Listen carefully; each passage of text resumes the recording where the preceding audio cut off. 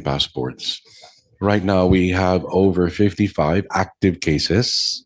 Oh, and you filed cases against them? We refer Or when them. you say cases, you mean that you are investigating? We refer them already, ma'am, to our law enforcement agencies. Okay.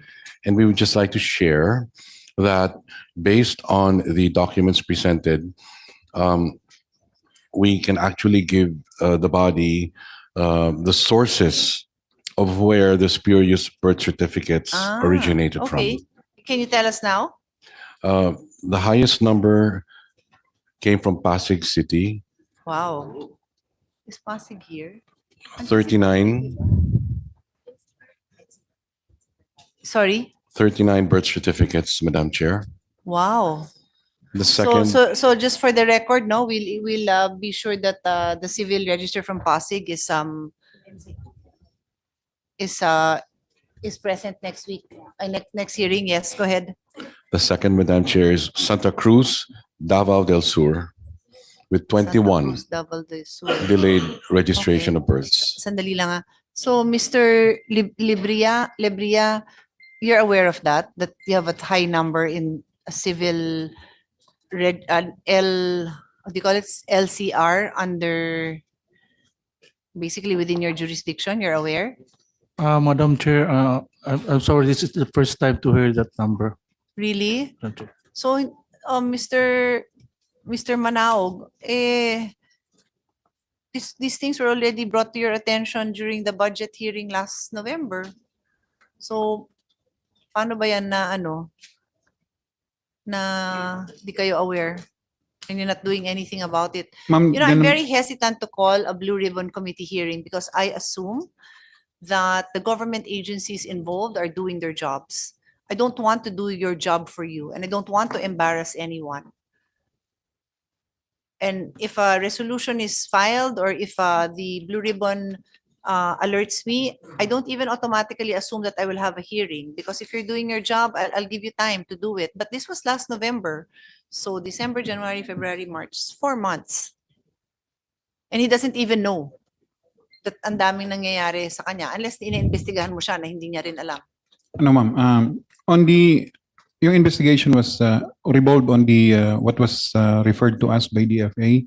That's one case for that particular So ibig sabihin, LCR. hindi rin kayo nag-uusap na it's one of the top numbers.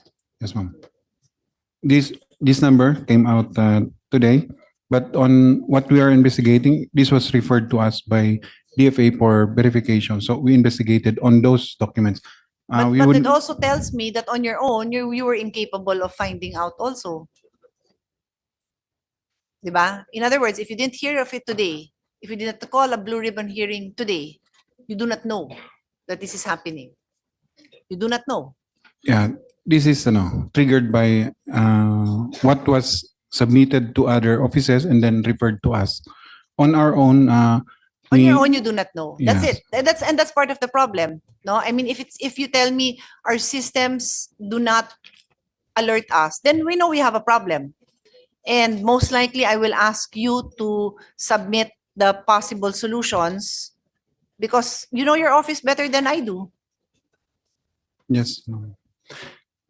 On this case, ma'am, the DFA and the PSA has come into a memorandum of agreement through what we call e-certification. This is Go ahead. primarily to address the submission of illegal documents. So what we do in this e-certification is that DFA and PSA gets into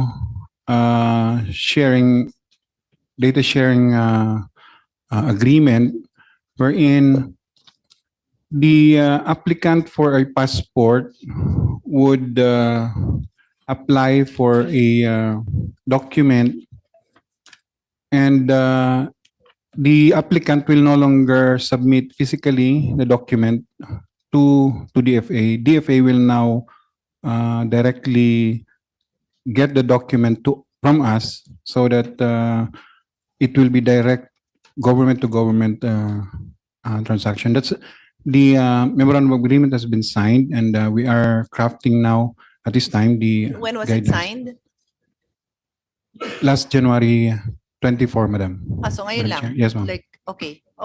Well, okay, so that's a good solution. So include that in your written submissions on what your other solutions are. But may I just put on record that itong, because when I ask you like, why do you not know, tas sabi mo, kasi yun lang naman yung info Triggered, na ma'am. na-pass on sa inyo.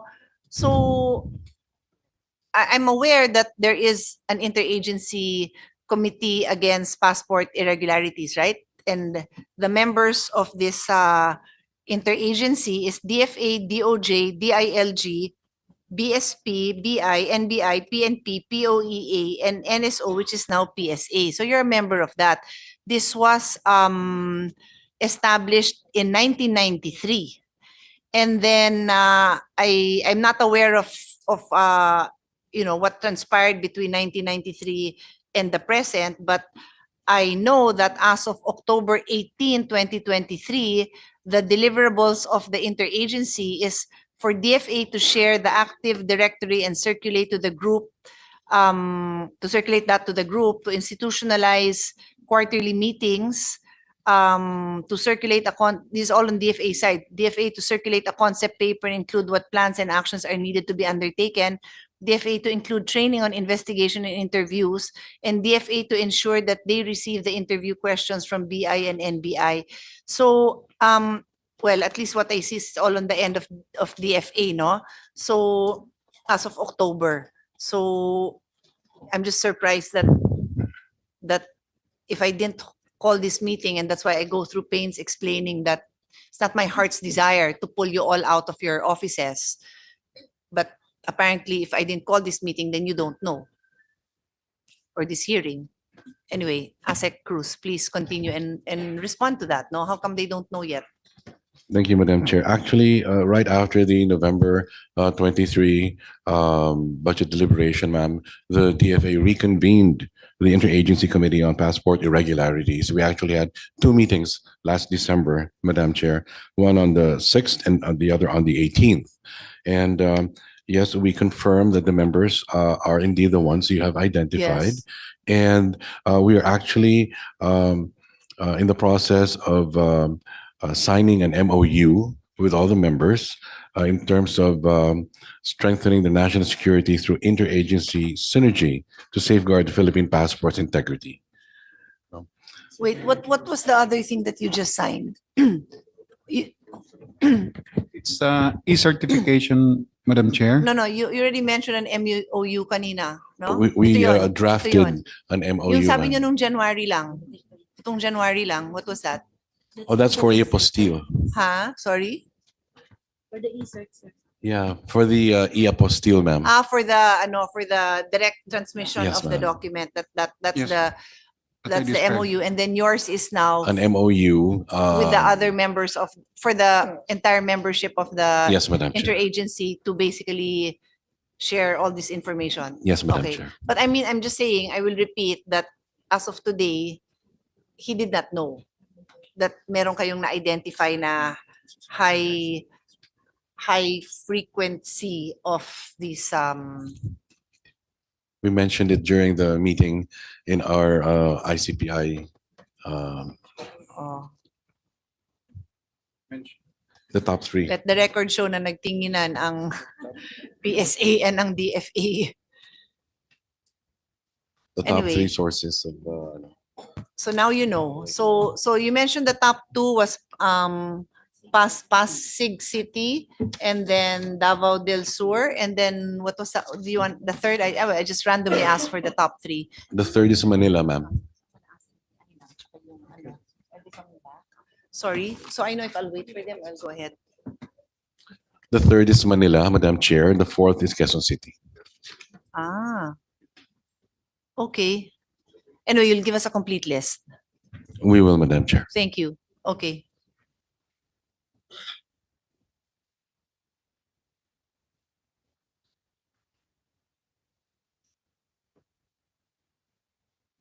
Okay. Because my two colleagues had questions with different agencies, I'm just checking if they'd like me to proceed and ask the questions, or they want to propound the questions themselves. So let me just go on to the other agencies while waiting for their reply. So sa Bureau of Immigration, it's you, Mr. Supano.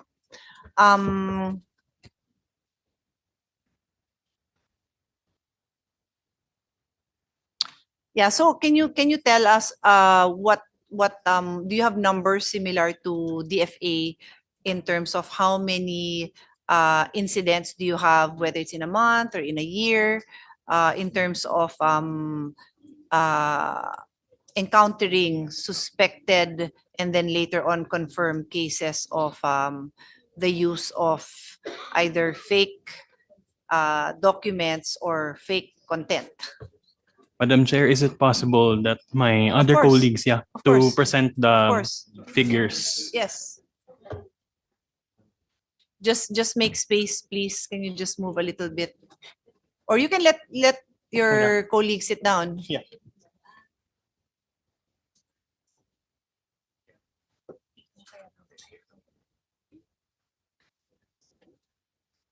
Good afternoon po, Madam Chair. Hello, just identify yourself, your name, so we can put it on the record. I'm Attorney Anisha Haji Hassan po. So, Yeah, you may sit down. initially po, not including the case of the Filipino with two Yes. identities po. We submitted 17 names po for and endorsed to the NBI for investigation. 17 names from what period? Since when? For this year, last year? These are ano po, consolidated na for different years.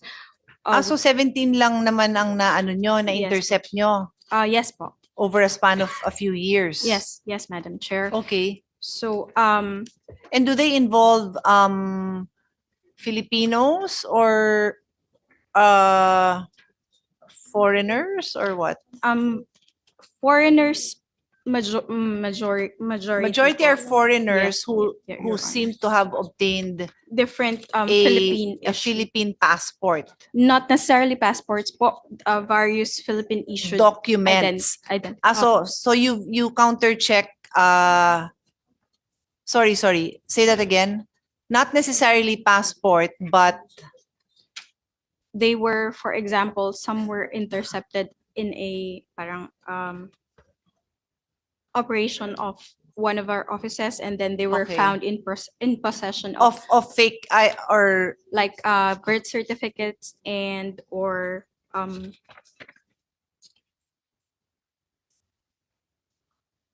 yun na po, other government issued documents, Yes, maybe. Okay. Philippine passports and birth certificates. Okay. Sige. Okay.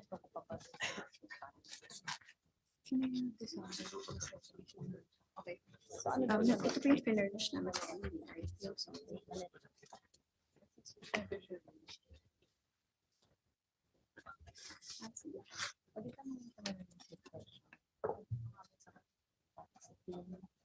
Sa BIR, okay.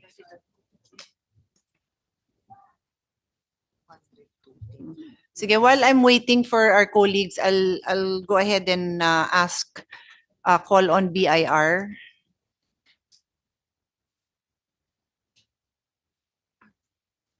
Did this statement come from them? Or not? Saan galing yan? 202. BIR Commissioner. BIR Commissioner.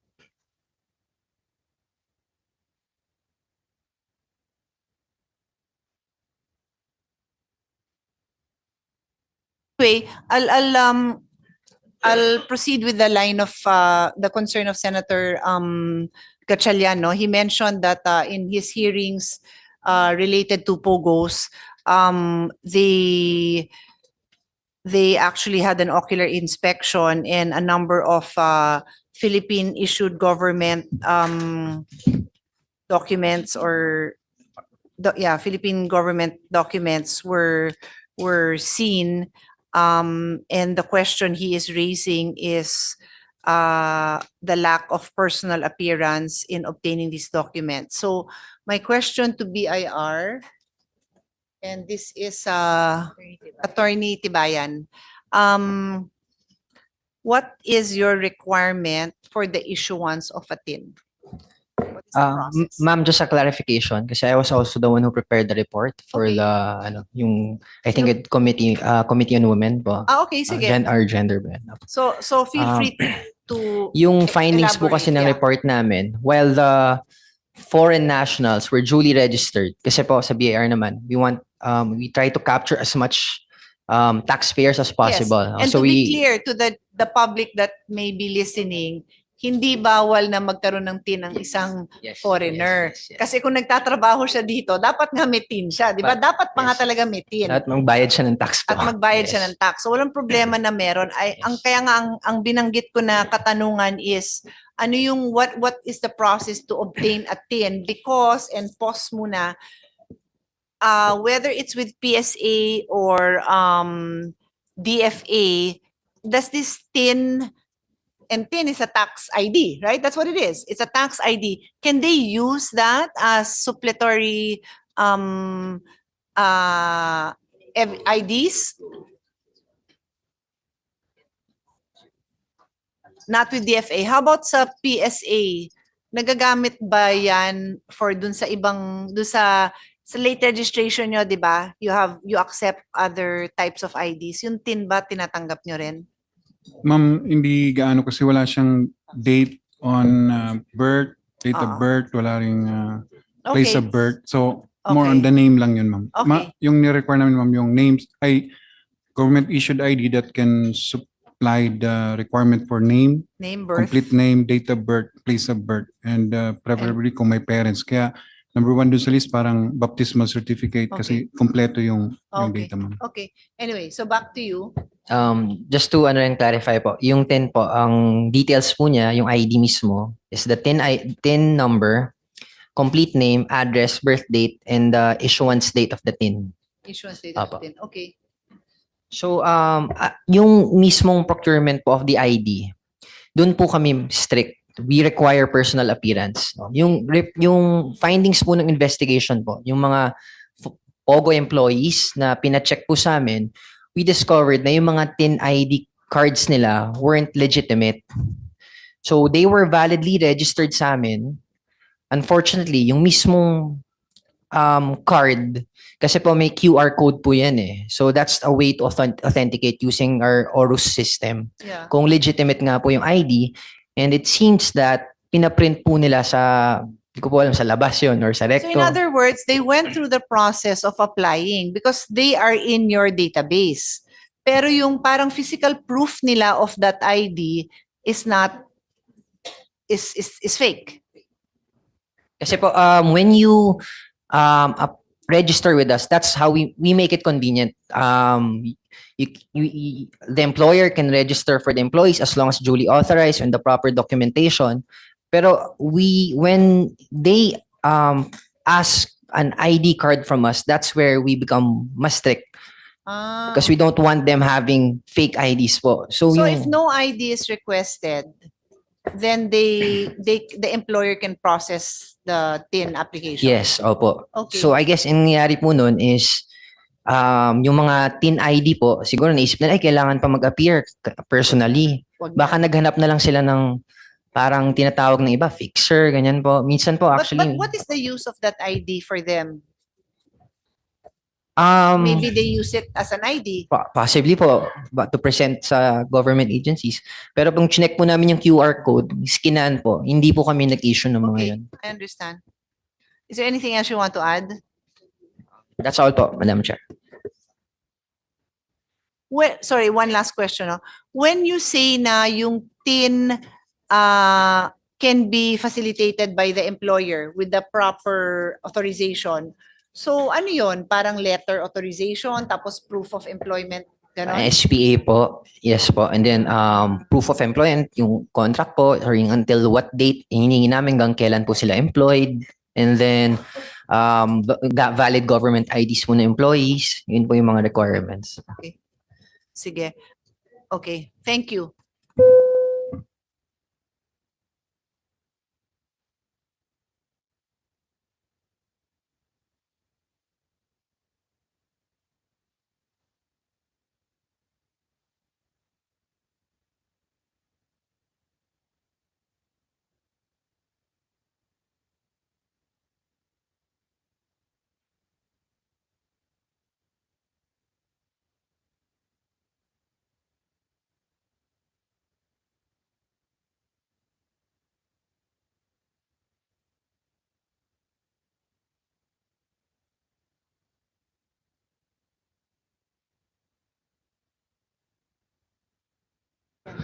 Thank you, Madam Chair. Ay, wait lang. Yeah. Just before we proceed, Senator Bato, what is this? This is yung binibenta sa, so what we see now are screenshots of tins that are available and also other government IDs. Being offered for sale. Okay, so I guess we can take this up with MBI, no? Okay. Sige. So, Senator Bato will take the lead in asking questions from NBI. Thank you, Madam Chair. NBI, di ba kayo nag-imbestiga noon? Itong kaso na ito? Itong 7 or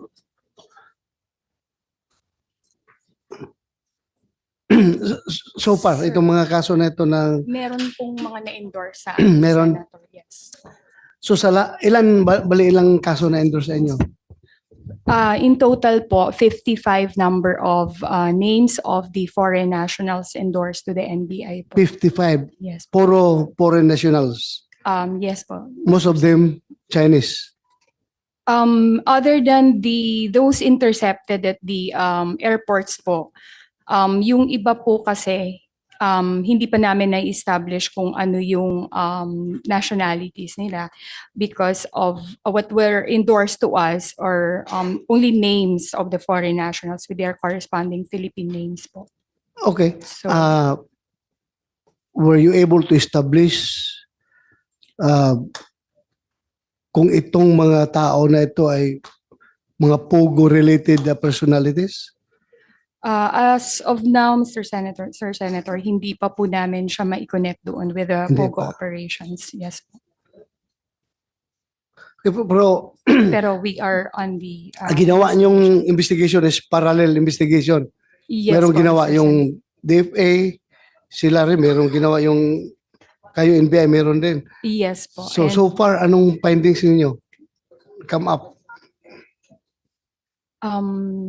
meron na po kaming mga recommended for filing of charges against the yung ibang foreign nationals. Kaya lang po for the request pa for review and evaluation po ng DOJ.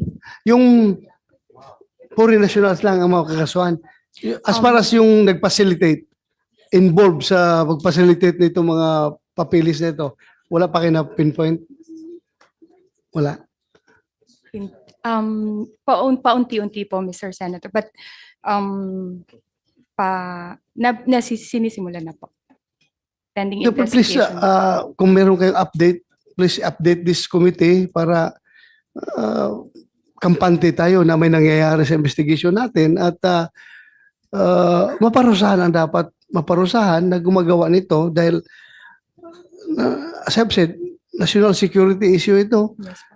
Hindi lang ito ordinaryong kalukuhan kundi national security is at stake. So, kung sino man yung mga kasamahan natin sa gobyerno na involved dito, dapat papanagutin natin. Dahil sila mismo ang nagbibigay ng problema sa ating gobyerno, di ba? Yes po, Mr. So ituloy lang ninyo yung investigation ninyo, then please update this committee para malaman namin, ha? We will po, Mr. Yeah, Senator. thank you. Salamat. Yun lang, Madam Chair. Senator Sherwin, would you like to go back to BIR or any other agency? To Madam Chair, continue the question, continue my questioning with the Bureau of Immigration. Sorry, and this is in relation to the presentation I showed earlier, and I just want to flash on the slide again. Some issued IDs by the Bureau of Immigration, and I will just flash it on the screen. And it's too small to see here, no? But apparently, the Bureau of Immigration issued an ID, and in the ID, the registered employer is Brick Hearts and Rivendale. And Brickharts and Rivendell are POGO entities that were raided August 1 of 2023. And these IDs were recovered November 30 of 2023. So in other words, the registered companies were already raided and closed down 3 or 4 months prior to the November raid. And would like to inquire from the Bureau of Immigration, how come these IDs are still being used even though after the original company, Rivendell and Brickharts, were already closed down 3-4 months ago? Sir, our colleague will speak on the Go ahead, matters. go ahead. So in other words, even though they're closed down, sarado na itong company, they're not allowed to operate. But these individuals still carry a live current BIID whose registration are under the previous companies who were raided and closed down. So these are just few of the individuals that were apprehended during that time. But we don't know how many of these individuals still carry the same ID going around in our country and showing valid IDs issued by the Bureau of Immigration. So, paano nangyari ito? Di ba after the raid, this ID should have been forfeited, should have been revoked, so that they will not be able to use these IDs as a form of identification? Go ahead, sir. Good afternoon, Madam Chairman, Your Honor. Fortunato S. Manahan Jr., the Chief of the Intelligence Division of the Bureau of Immigration. Yes, Your Honor, we agree with your observation. With regard to the Rivendell and other companies that you mentioned, Your Honor, as far as we can remember, there were like 4 big operations that was conducted last year: the Smart Web, Sinchuang, Hongtai, and the Rivendell. We want to share to this committee that all those registered foreign nationals under those company, their ACRI cards and the visas were all revoked already, canceled and revoked. Weeks or months after the raided the operations conducted against those companies. With regard to the ACRI cards found on those companies, yes, we agree, because the Mr. Chairman, Madam Chairman, yun po yung the usual illegal activities na ginagawa, jumping from one company to another. That's the reason kung bakit po namin kinakancel ang kanilang mga ACRI cards in violation of the condition of their stay. Meaning they're not supposed to be working on that company, pero still sinicircumvent po yung law. And once we found out that they are doing those kinds of illegal activities, definitely we will recommend the immediate cancellation and revocation of their visas and ACRI cards. Thank you, Mr. Fast is the process, because in this particular case, the raid happened August, but November they're still holding the IDs. So how fast can you? What is the process of revoking these IDs? Because it's already been established that Rivendell and Brickharts are illegal companies, but these cards are still valid even after 3 or 4 months after the raid. Yes, Your Honor. The physical card valid pa rin ho, pero in our system, it's already canceled and revoked. Meaning, if they intend to transact, to convert or to extend or to move to another visa, yung system po namin mag-hit that the iCard in their possession are not valid anymore, and there should be a charge against them because they were involved in a previous illegal operation ng mga law enforcement agencies. Pero the physical card po, it would always say na it's valid unless na kami po ang makahuli, and we will destroy the card. I strongly suggest that the physical card should also be confiscated, because in our country, physical cards matter. No, we all know that our government agencies, they're not interconnected.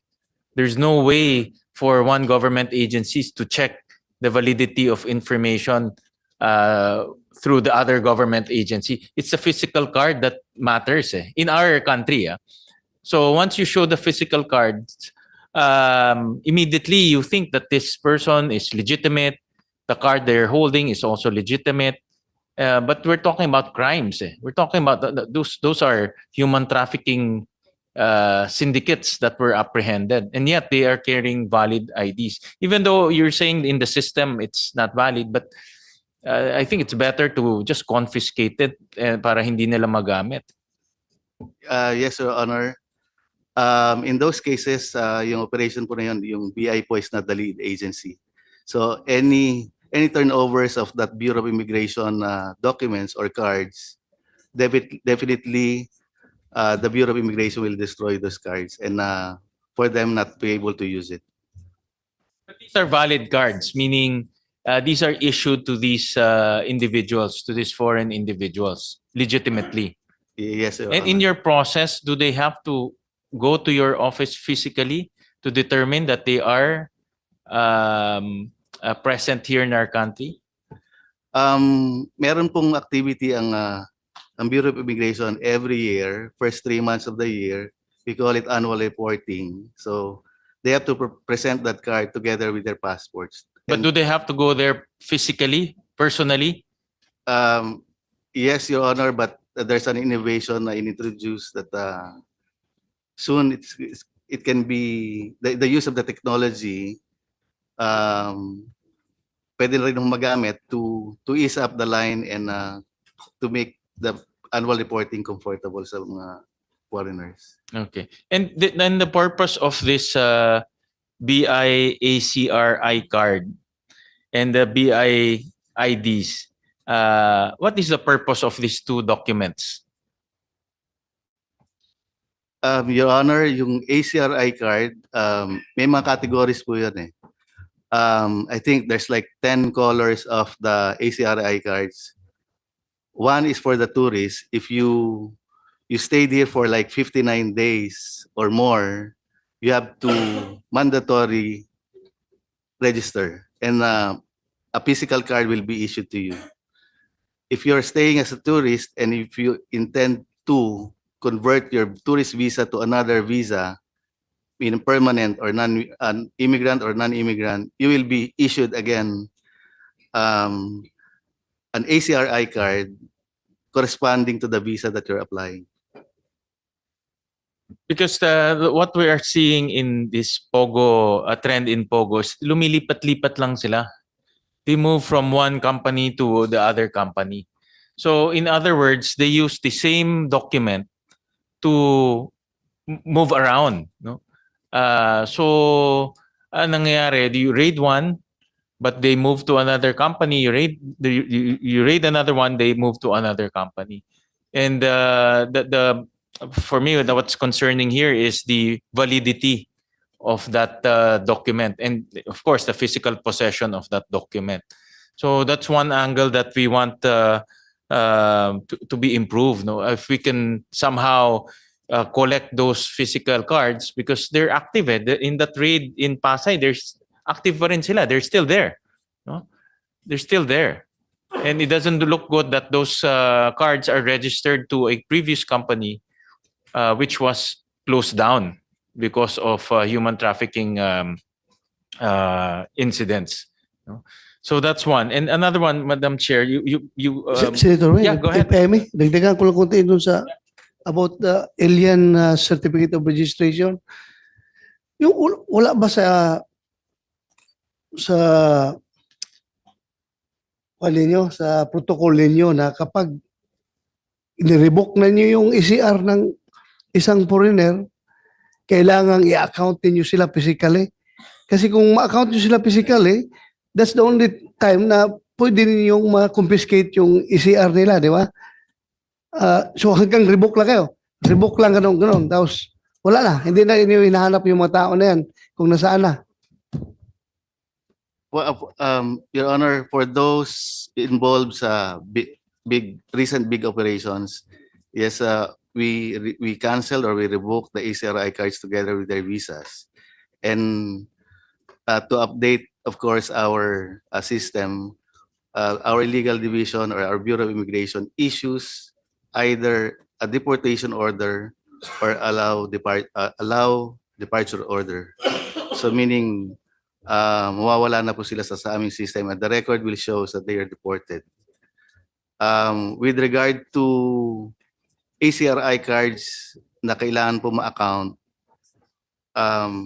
the only time po na ma-account namin sila at maka-cancel if they're involved in illegal activities and being caught by our operations like intelligence division operations or the fugitive search unit operations. Kaya nga, kung na-cancel na niyo yung kanilang, revoke na niyo yung ECR nila, do they still have reason to be here sa Pilipinas? Kung cancel yung ECR, wala nang rason na andito pa sila.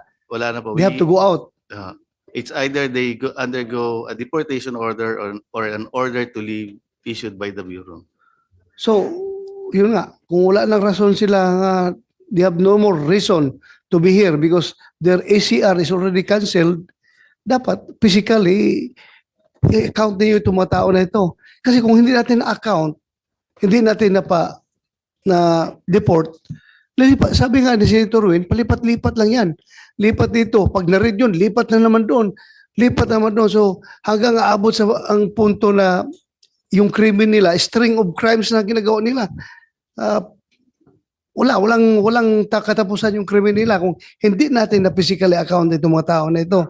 So I suggest kayo sa BI, dapat i-account niyo physically ito dahil revoke lang ninyo yung ECR. Afterwards, wala kayong actions taken. So tuloy-tuloy lang rin sila. Not unless mahuli sila sa police for any crime, tapos mapasok sa system ninyo yung revoke na pala ECR na ito, o custody natin ito, then subject for deportation proceedings. So ganun lang tayo, kapasive. So dapat active tayo para mahinto na yung mga krimen na patuloy-tuloy na ginagawa itong mga tao na ito. And, yung na-involve sa barilan ng doon sa Port Boniface sa BGC. Yung na-involve doon sa anti-kidnapping group ng PNP. Oh, yung tao na yon, kung sigurado ako, ganun din yan ang sitwasyon noon. Kung na-account niyo yun, hindi na yun ma-involve sa another crime na kidnapping. Kung in-account niyo, sigurado ako, membro yun ng POGO na palipat-lipat gano'n na nawala ng trabaho dito, lipat na naman.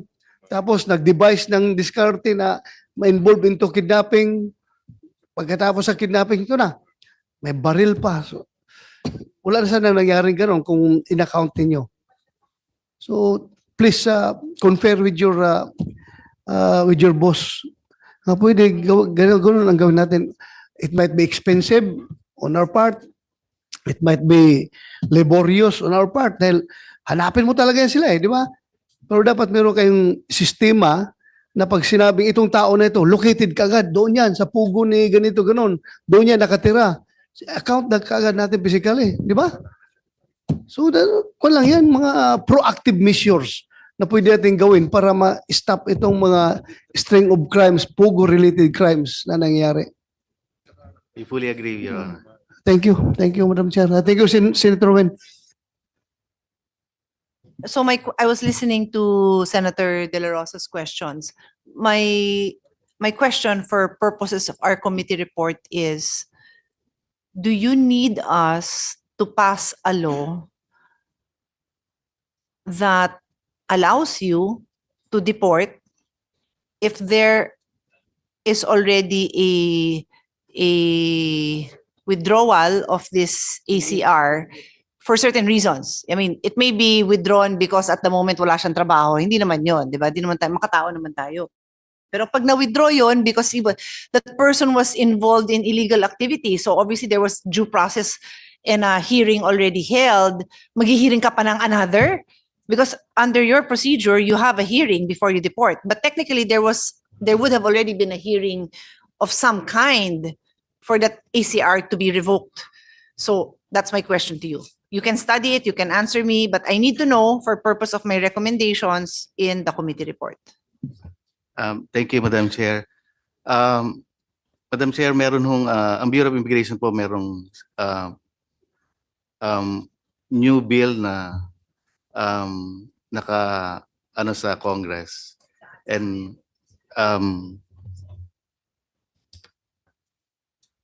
nandito na po sa Senate. Apo.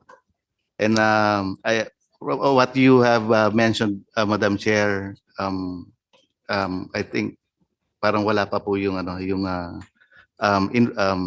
guidance na ganon to be included sa provisions of the new immigration bill. So study it and then give me a recommendation. If hindi na wala naman tayong bina-violate na due process, then tell me what kind of law you need to empower you to do that. Because what are they hanging around here for? Parang pang tayo pa yung nag-create ng environment na magstay pa sila. Diba? If that ACR was withdrawn for very valid reasons and not just simply nag-expire lang yung maganda naman yung trabaho dito. Hindi naman ganun, no, to be clear. Okay, so we'll wait for those recommendations. Okay, Senator. You're absolutely correct, Madam Chair. The ACR is issued to a particular person and a particular company. Tama? Since that company has been raided, no? So wala na yung particular company na yun. And those people are also included in that raid. So it's either that ACR gets canceled and they go back to their homeland because they came here to work for that company. Kung meron silang crime, then of course they get deported. No? But anong nangyari kasi, nakita namin ni Senator Bato, they move around eh. No? Sinanay ito, they move around. And there are so many cases. No? They move around. And the reason why they are being hired also, I heard, is because they have experience already in this type of operation. No? So better to get this type of people rather than get new people, because getting them involved in this type of operation is also very complicated and risky. No? That's why they move around.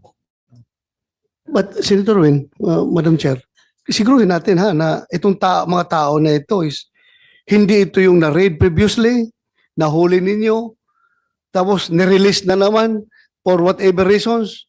Kung may involved dyan na bribery or what, baka nirelease na naman tapos napunta na naman sa ibang kumpanya. Sigurin natin na hindi nangyari yan, ha? Dapat pag nahuli ninyo, take appropriate actions. Huwag niyo pahayaan yung mga tao ninyo na baka mamaya ma-bribe sila, i-release naman nila yung tao. Balik-balik ang problema natin ito. Umiiling-iling yung ulo ni Colonel Kwan sa likod na hindi na nangyari yan daw, hindi nangyari. Pero ako lang, thinking ko lang ako, aloud, advanced thinking lang ako. I'm not accusing you na ginagawa nyo yan. Ako lang siguruhin natin na pag nahuli, appropriate actions. Pwede ba manahuli? Halimbawa, yung sinabi ni Senator Win na ni-raid yung isang kumpanya na yun. Tinik-custody nyo ito yung mga tao na ito.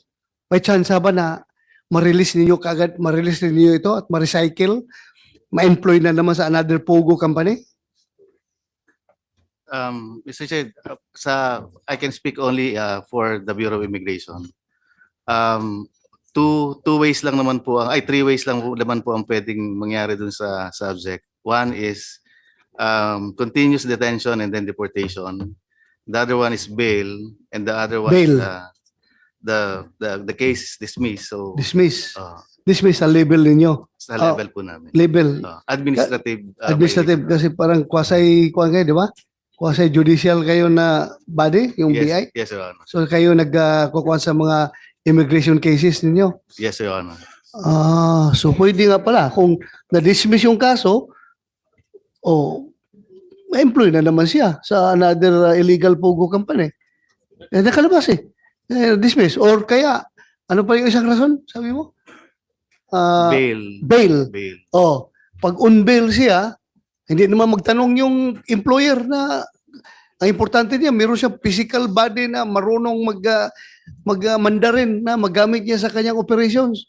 Hindi mo yung tatanong kung on bail ka ba o hindi, di ba? Pero yung, Your Honor, once the subject is on bail, they need to report twice a month. Wala namang sa problema. office. Twice a month, magtrabaho pa rin ako. Pag end of the month, mag-report ako sa inyo, tapos balik naman ako sa trabaho ko. Di ba? Yes, Your Honor. So, ako, paano natin ito, Madam Chair, isolve ang problema? Dahil pabalik-balik eh. Pabalik-balik. I'm not sure if you've asked, if one of the gentlemen have asked the question, but yung ganun nga na raid na, yung employees ba niya, are they put on some kind of a watch list? Like just a watch list, may ganun ba? Natanong ba yun? Yeah, sorry, I know you were raising your hand, but can I just get a quick answer on this one? Mr. Manahan? Are they put on some kind of watch list? Yes, Madam Chair. Once na ma-charge po, na immigration charge ang subject, No. Hindi siya na-charge. Yung company man lang niya. that So if the company was raided, do we have a mechanism kung saan yung mga foreign employees doon are somehow put on a watch list? I'm not saying i-deport mo dahil wala namang nakumit pa na crime, pero yung watch list ba? Kasi nga paikot-ikot nga. And these two gentlemen have kept on saying it. I parang haven't really heard.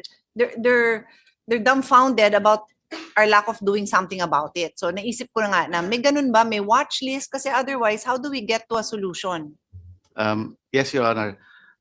One example po yung one of the four big operations po that was conducted last year. Meron hong mga subjects found on the site na na-charge, na-detain, and then na-deport. Or pag victim so, allow departure order ng Bureau. So well accounted po sila, Madam Chair.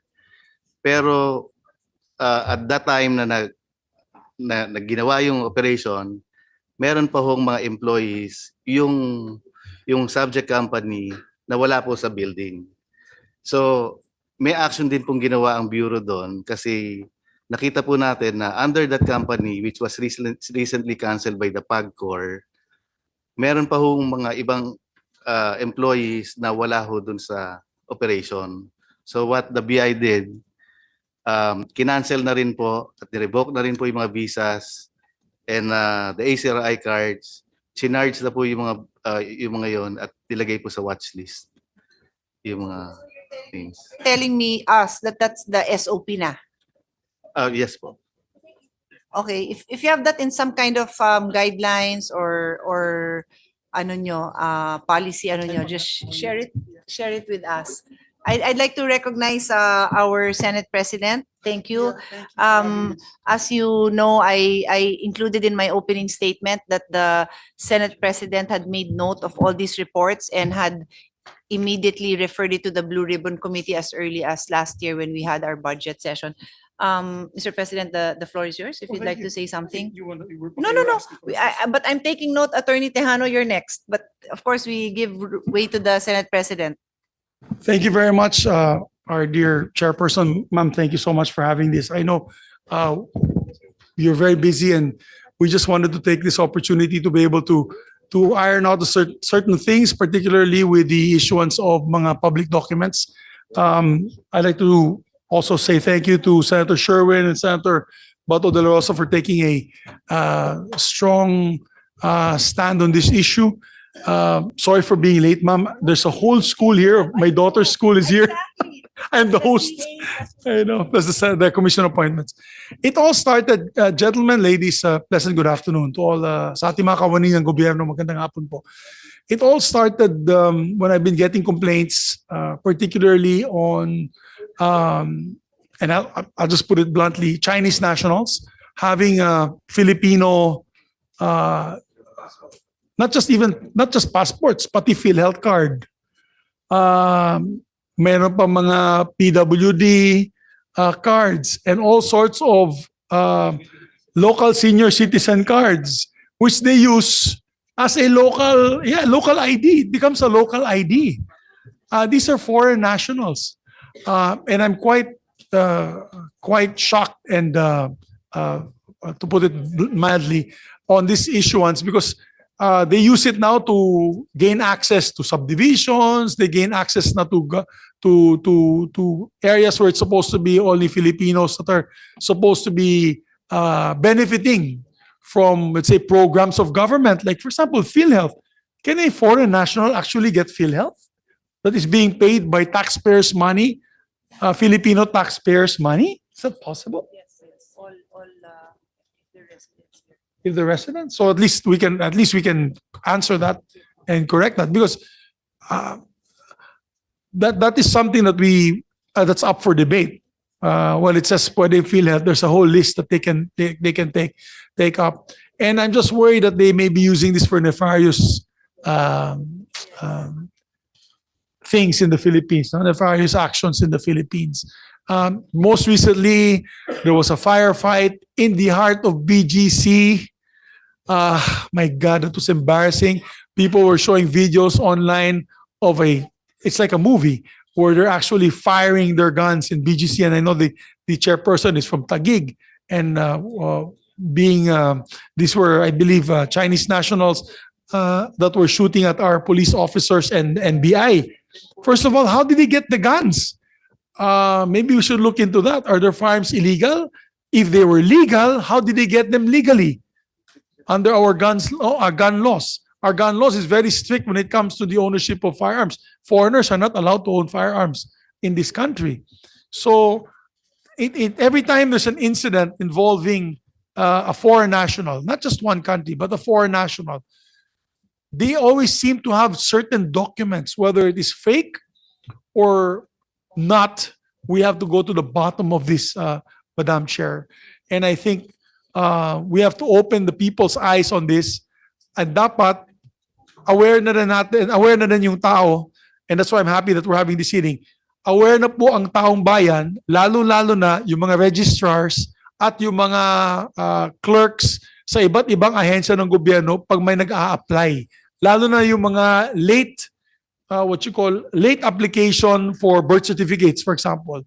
Pag late application for birth certificates, pati passport, you better make sure that the person that's being issued the passport is Filipino, and you can easily tell naman eh.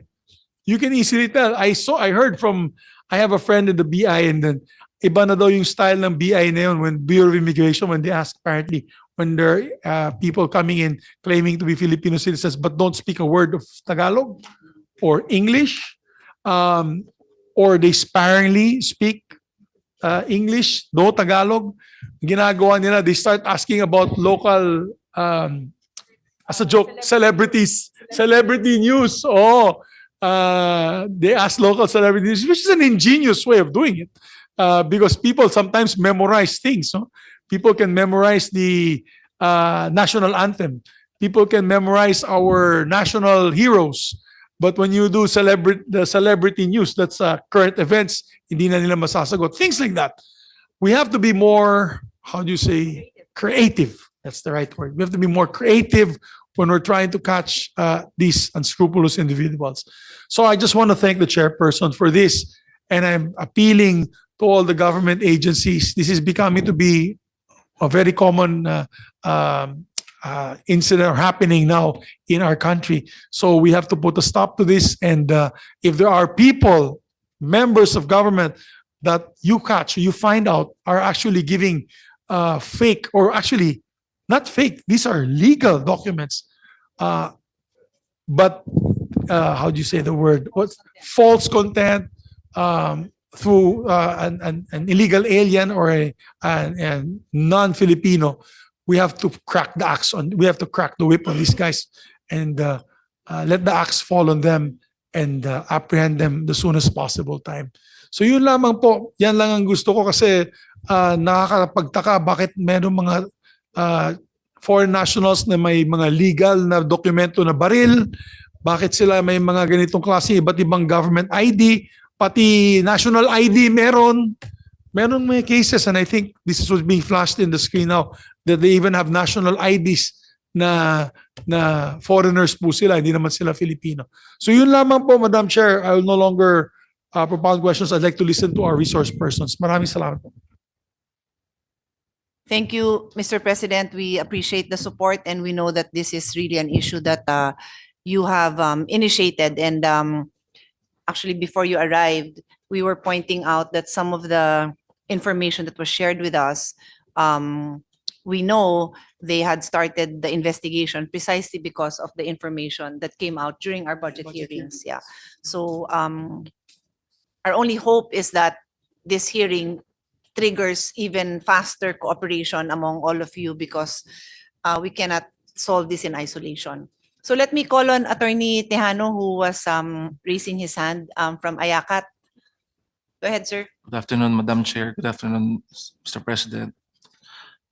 Ma'am, during our raids, 4 raids actually, of these foreign individuals in POGOs, we actually would have physical custody of the whole foreign nationals, of the whole building, and they will be subjected, all of them, Your Honor, to deportation or repatriation, usually shouldered by some of them by the embassies or their employers. However, those who were issued with habeas corpus, or those cases which has been filed with habeas corpus, sila po yung nare-release na foreign individuals, or those material witnesses that we have in our custody sa tip center, doon po sila. But all of them, Your Honors, are blacklisted and not allowed to come back to the Philippines. I'm curious, who files a case of habeas corpus on their behalf? Yung employer nila, asawa nila, sino kaya? Mga lawyers po nila, Your Honor. They have actual lawyers.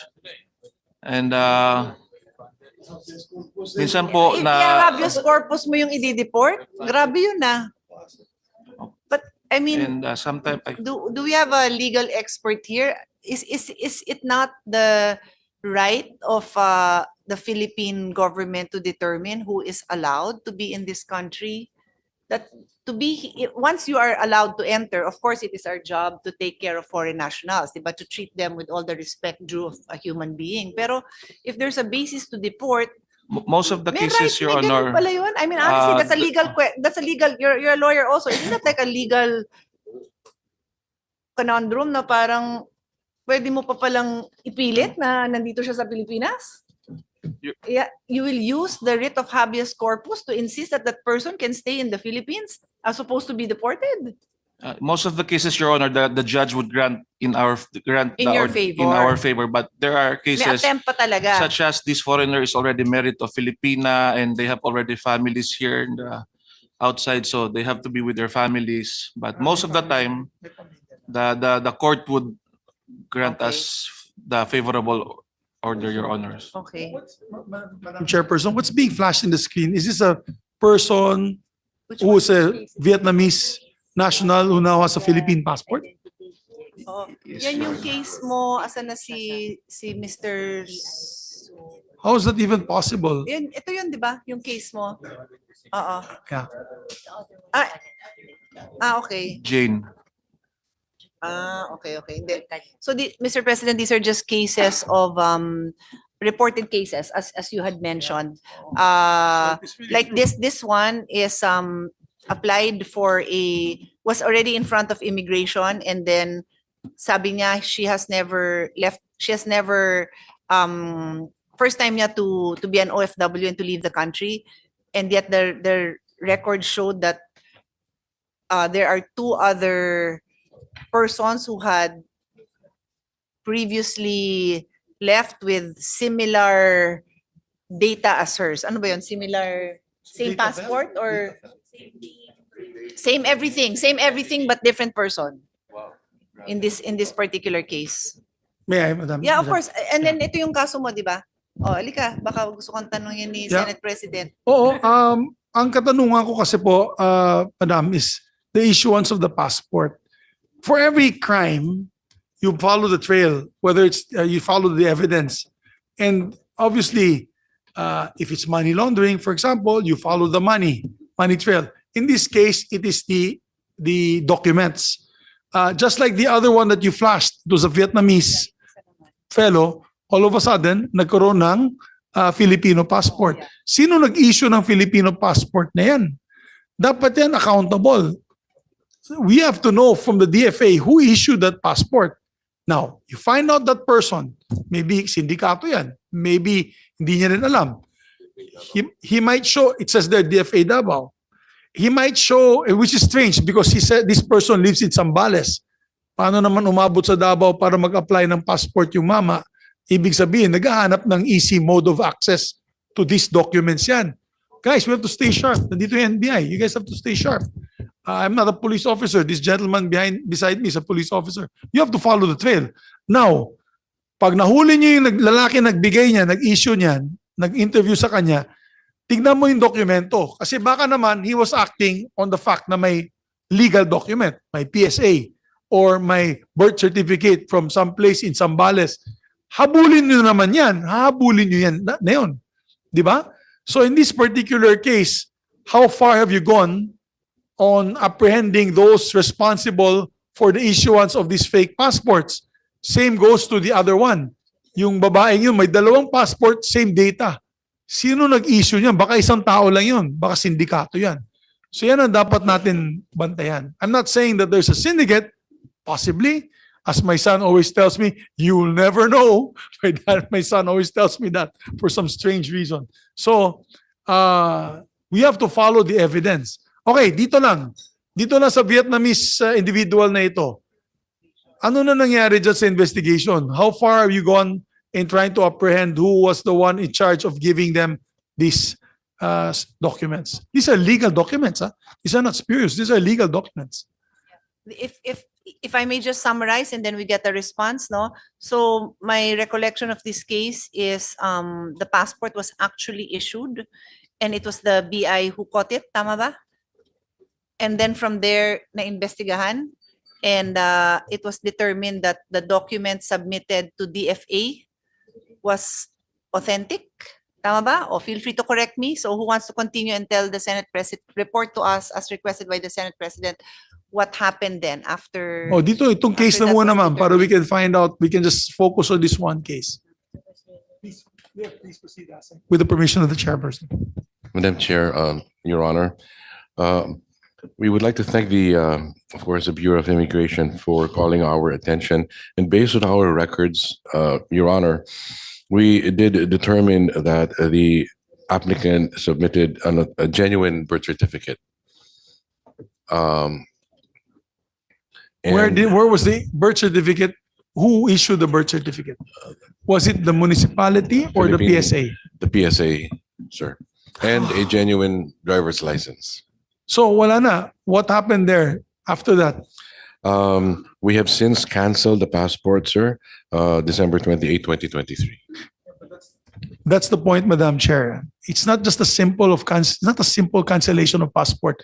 If this happened in the United States, oh my God, the U.S. Homeland Security is going to run after you and whoever issued that document. Bakit naman tayo dito? Kaya walang natatakot sa atin, guys eh. Talaga, walang natatakot sa atin kasi, di cancel mo na lang yung passport. Ganun na lang. So yung nag-issue ng fake document na real, but of course with the fake input of information, goes scot-free. Must have made a couple of $1 million, you know? Unfortunately, because of corruption. We gotta put a stop to these guys. Talagang dapat matigil na to. So, wala na. Ganun hanggang doon na lang? Or what is the recommendation of the DFA? Or what is the recommendation of any agency here, please, on how to explain this issue? Have you already penalized the person involved in releasing that document? PSA, would you like to answer? Mr. President, good afternoon po. This is among the documents under investigation by PSA. This is the one document that we say this is authentic, that came from PSA indeed. But this one is a case of identity theft, wherein the actual document owner was born in 1996. 2 days later, that person died, and this person assumed, 1999, assumed. With due respect, Mr. Manawag, no, I don't need that explanation. I want to hear from you, what the hell did you guys do to correct this and to penalize that fellow who gave that or allowed it to happen, that document from the PSA? Do you do at least some normal, okay, when you issue that is not a late registration, a late request for birth certificate? Late siguro kasi, di ba when you're born in you're born in, asa tong imong lungsod? Santa Cruz, Davao del Sur. When he's born in the barangay in Davao del Sur, the hospital there will issue the birth certificate, di ba? The locality will issue the birth certificate. Now, if there's none, which happens to many Filipinos, wala silang birth certificate, you go to the PSA now for late registration of birth certificate. Ibig nyo sabihin, napakadali, ganun lang kadali, kumuha ng late registration of birth certificate na yon. Sasabihin lang nila, ay, ganito, ganyan, meron ng, lalabas na kayo ng late birth certificate. Because I think that is what happened. The gentleman or the person, is it a guy? It's a man, right? Is it a man? It's a man. Because the name is in Vietnamese. If that is a man, that person must have been already of age when he applied for that birth certificate. And this is woman, Your Honor. Okay, my mistake. It's a woman. So, but that woman, when she applied for that, Mr. Manawag, was of an older child, I guess, or older person, right? Mr. President, this case is timely registration. This is not a late registration, Your Honor. What do you mean? She was born here in the Philippines? Use the identity of a dead person who legitimately was born in the country and died in the country, Your Honor. Bala naman to. Mr. Siguro, ang last na lang siguro, Chair, Boss Bato. So, ganun lang kadali ito. I mean, anyone can do it, right? Anyone can fake the documents. Right now, through Photoshop and everything, ibibigay lang sa inyo. Ganun na lang yun. I mean, is that easy to be able to get a birth certificate from the Philippine Statistics Authority now using fake documents? You don't do a background check? Your Honor, You don't go back to the municipality to find out if it is true or valid? Mr. President, yung pong registration happens at the local civil registrar, Your Honor. Sinasubmit po yan sa PSA once it is registered at the local civil registrar, Your Honor.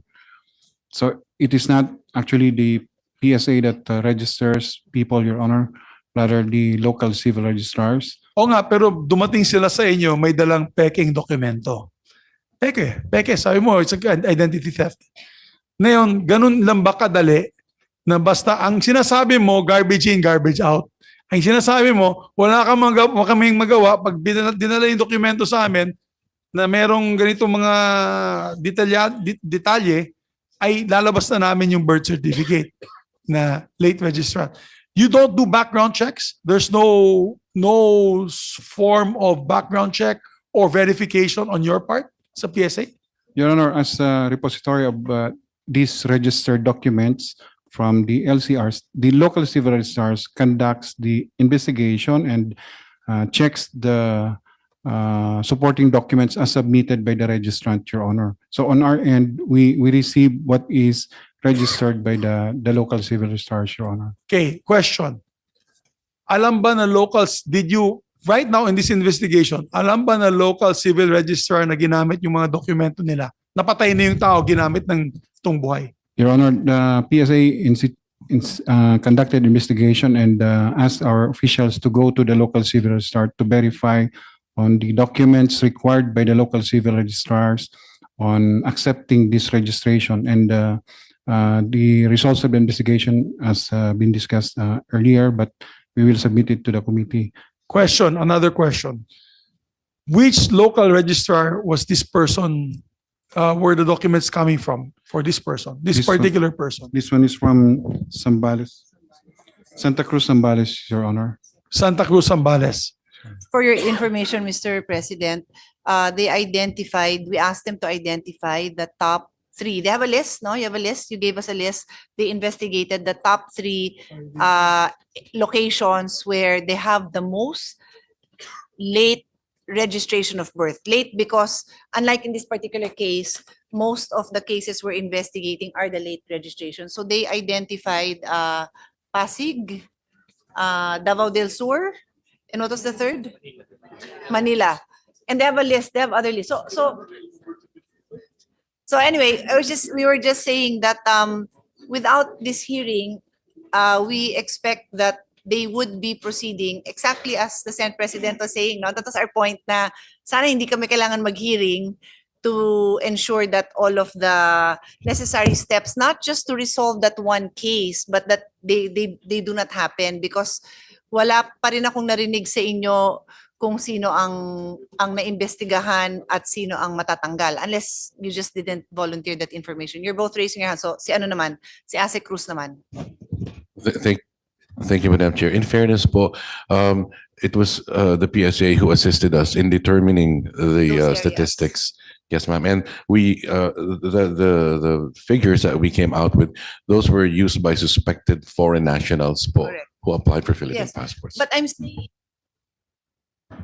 nahanap nyo together, pero yung opinion nyo, as you have been saying it, is ang may jurisdiction doon is their LGU, Mr. President, because the civil registers are under the jurisdiction of their LGUs. What we have been saying is that they have supervisorial powers over the civil registrar. So you have to be the ones to implement or to, hindi pwedeng kayo ang magsisante dun sa tao, pero pwedeng yung i-recommend na kasuhan yun, di ba?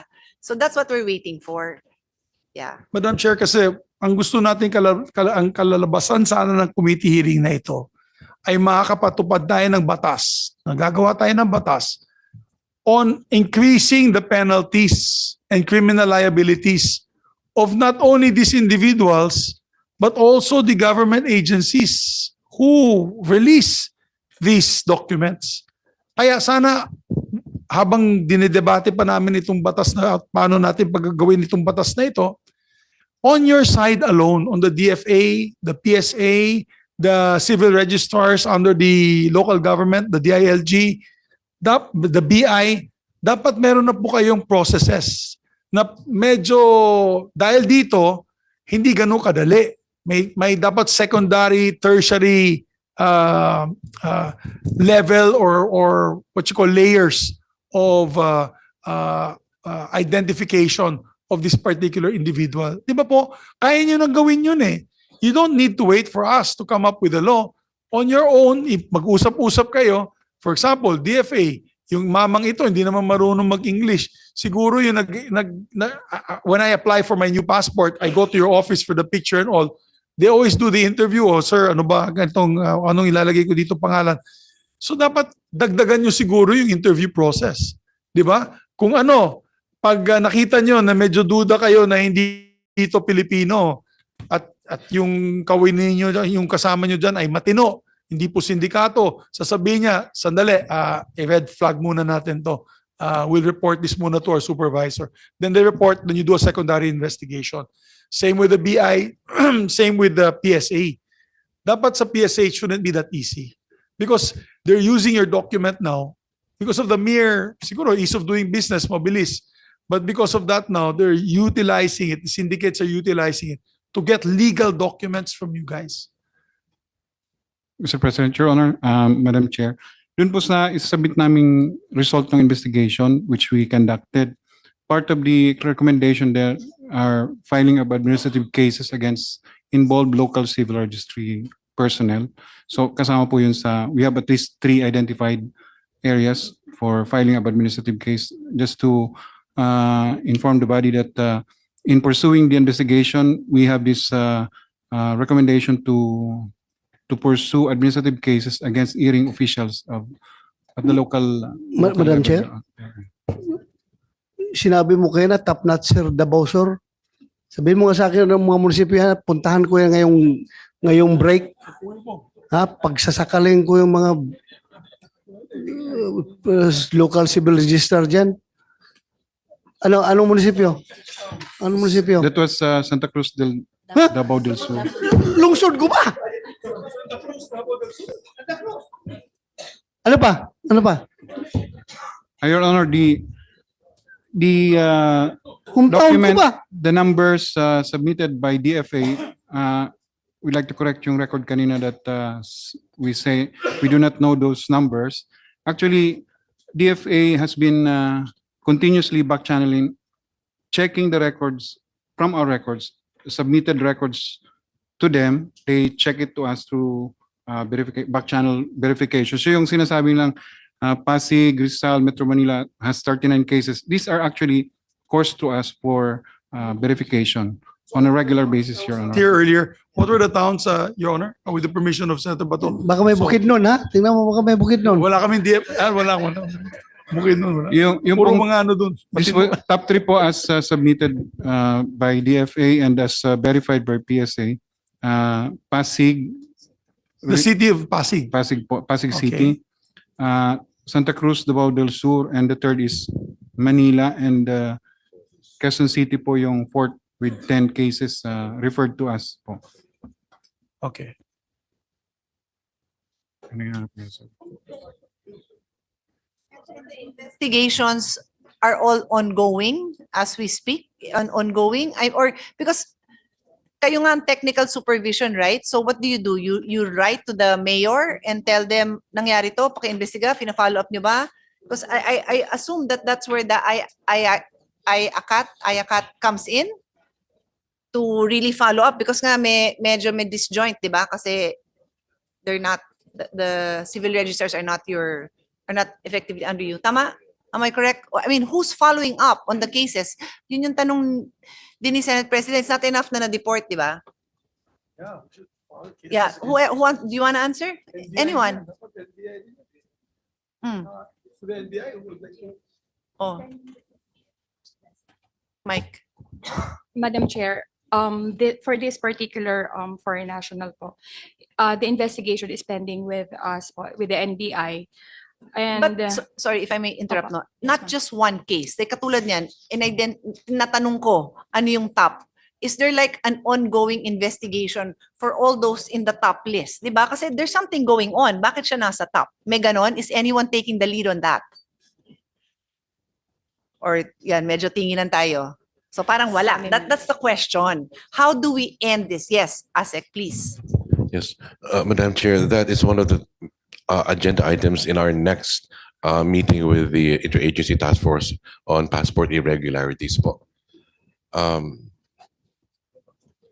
Because I would have thought, because thank you for your update earlier that you already had they had two meetings right after our budget, which is good, no? Pero I would have thought that nasama na talaga dapat yan. No, imbestigahan na yon, di ba? Because I was saying that kung pwedeng hindi ako mag-hearing nito, I won't have a hearing. There's so many things that we have to do. So sana mabilis lang kasi every day that passes, that syndicate is growing. And unfortunately, earlier, both the two gentlemen with me, somebody asked a specific question. One of you, is there a syndicate? And yung sumagot pa nga, parang hindi naman. Di ba? We asked if there's, ang dating sa inyo, hindi. So either you're even more naive than the average, or I don't know, because you don't think that there's anything Madam Chair, that suspicious about it. Madam Chair, Yes, if it's okay, I can make a suggestion. of course.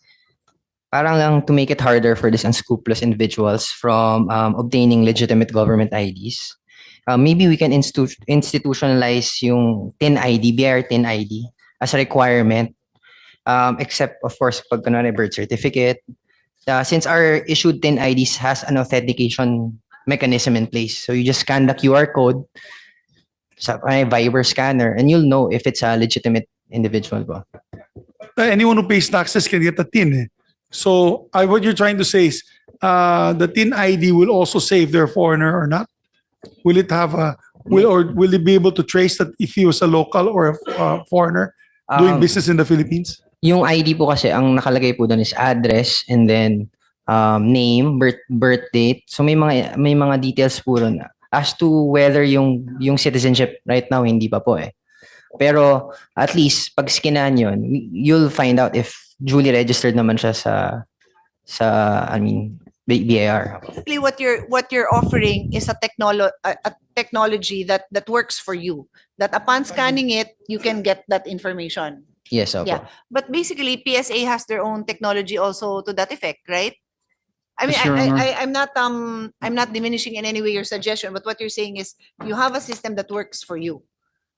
'Di ba? Yung pag skinan nga makukuha yung info. Pero may ganun din sila, kaya lang Yung we have birth certificates cases where natin. ano yun, authentic certification, the actual paper, tapos yung barcode, which is I guess supposed to do the same thing, nanggaling sa ibang lugar, nalagay dun sa papel na ninakaw. So may mga ganon. Itong mga documents kasi na yun, Madam Chair, I just realized these documents now, like passports, they're being utilized now to buy land. They're trying to buy land, homes. So if you're a syndicato na you're into drugs, you're a criminal syndicate into drugs and all that, they can use this person now to buy land, the house where they can manufacture shabu and all sorts of nefarious activities. So, guys, Pwede pa baril. baril. Passport. Pwede, baril na. Filipino passport yan eh. Kasi Pwede ba rin? legal ID na yan eh. So guys, we just had to know the severity of the situation. It's 3 o'clock and I'm being reminded by my Secretary General that we have to start session. But Madam Chair, maybe if you, I think we still need one more hearing for them to report to us. Maybe ask the head of the NBI to please come, si Chair, Director, NBI Director to please come, because with due respect, you guys are in charge of this, but it's good that yung bossing yun nandito para alam niya kung gaano kadelikado itong sitwasyon na ito. And he's made aware so that he can support the men and women on the rank and file on this investigation. So after this meeting, I hope that you can already push for policy that can put a stop, no, another layer of investigation to make sure that the people that are getting these documents are the real, authentic Filipinos. Hindi katulad nito. You know, initially when we brought this up, remember, Madam Chair, when we brought this up during the budget hearing, they were in denial. The agencies were in denial. They were in denial. Even with due respect, pati NBI, tinext ko sila. Ang sabi, wala pa sila mga kaso na that they're aware of. And na yun, ang dami na pala. 21 na sa Davao del Sur, sa Pasig, ilan? Sa Pasig? 30, ilang kaso dyan nabigay ko sa yung listahan, boss? 39 na sa Pasig. 39 Pasig. And these are the ones that so far we've caught. Baka marami pa dyan na hindi nahuhuli. Hindi pa nahuhuli. Sindikato na ito. Definitely. Kasi kung isang lugar, sindikato na ito. if you notice, with due respect sa Davao del Sur, sa Santa Cruz, no, I don't know I've been there. I've been to your home in Davao del Sur. Wala akong kilala doon. Si Tata Sala ba? Si Mayor Tata Sala ba? Hala. Si Mayor Sala, kaibigan ko. So, you know, if it happens in one particular place, there's a possibility that this guy who was able to get that will tell now somebody else, doon ka pumunta kasi madaling kumuha niyan. Ganun yun. Di sindikato na yan. Oh, sindikato na yan. Come on, guys. Kawani tayo ng gobyerno dito. We have to do our best to make this, not make this happen. It's an embarrassment to these agencies. So thank you, Madam Chair. No, I think the PSC would like to react. Mr. But, President, thank you, ma'am. Madam Chair, on the question on what future policy, kasi at the moment we are in discuss, we've been asked by House of Representatives to comment on a bill, the Civil Registration and Vital Statistics Bill. This is basically to amend the 1931 law creating the civil registration law in the country. So it's an old law that needs to, basically that law do not give power to NSO then to PSA now to penalize local civil registrar. What we can, the farthest that we can do is to recommend to the local chief executive to act or to penalize or to administratively sanction the local civil registrar. But on the part of the PSA, what we can do after investigation is to put them. So basically, the law, the bill is seeking to increase that power of PSA to penalize, to put them under the Philippine Statistics Authority's rule, and also part of the is to add penalties on erring implementers of civil registration law. It also deals on digitalization of the system so that this, in coordination with the other agencies that require our, yes. for the record, we'll probably craft a more comprehensive law, not just amendments to the Civil Registry Act. It should be all-encompassing, from the DFA to the PSA to the BI to the civil registrars. Lahat na nagbibigay nito, pati yung mga nagbibigay ng fake PhilHealth, pati yung nagbibigay ng fake PWD, yung hindi naman PWD na bibigyan ng PWD card. I mean, we will come up with a more comprehensive measure. Yeah, we will also involve the PSA and all the agencies in the TWG. Thank you very much, Mr. Let me recognize the presence of Senator Amy Marcos. Senator Amy, the Senate President says we will go into session, but I will give you the floor. I will give you the floor. Really? I'm just here to listen. Thank you. Okay. I know you're wrapping up. Thank you. Okay, but I mean, by all means, huh? So Okay, because we are I'm just here to wrapping up, but support you're okay. the problem of the fake IDs Thank you. that are proliferating throughout the Philippines for every sector, in fact. Wala Thank you. naman sa Ilocos na nabibigay ng fake ID. Na maraming fake PWD. Yung ID totoo. Yung ID, totoo. Pero yung tao, hindi talaga PWD. Racket ng LGU pa. So, I believe we called on everyone except DMW and DICT. We acknowledge your presence, no? Very, very short questions for DMW. Actually, it is already it's like a self-serving question because the statement I made in the opening is that our OFWs are at most at risk, no? Because they're the ones who will bear the brunt of the problem if our passports, if the sanctity of the passport is no longer there, no? So you confirm that. We confirm that, Madam Chair, and in fact, we have one live case where the identity of an OFW was quote-unquote stolen, and therefore she attempted to leave the country last January on an authentic passport. But upon verification, the records show that she has actually left the country the one you twice showed. before Yeah. on the same credentials, but obviously fraudulently obtained. So on our part po, when this happens, we immediately cancel the license of the agency involved for immediate action on our part. And just to support your point, Madam Chair, yung vulnerabilities po ng OFWs na dadagdagan kasi nga po as pointed out, na si-circumvent po yung batas natin for household workers dahil the legal age for them to be deployed is 24 years old. So dito, Madam, pumapasok yung kalokohan na tinaakit ang edad and therefore kung mas bata po talaga actually, mas vulnerable po yung ating OFW. So kasama po kami doon sa quote-unquote nabibiktima nung ating ganitong klaseng operations. But we work very closely with BI and we thank you for the support. Thank you, Madam Chair. Thank you so much. And we'll also ask you to come back to the next hearing because I'd like to explore some more, no, the concerns and suggestions also of DMW. And We'll be then glad for po. the ICT, no, we acknowledge that there is an existing MOU between the ICT and DFA for collaboration to digitize consular services, et cetera, no?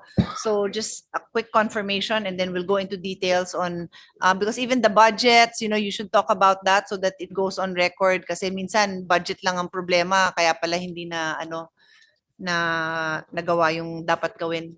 Good afternoon, Madam Chair. We do have MOU with GFA.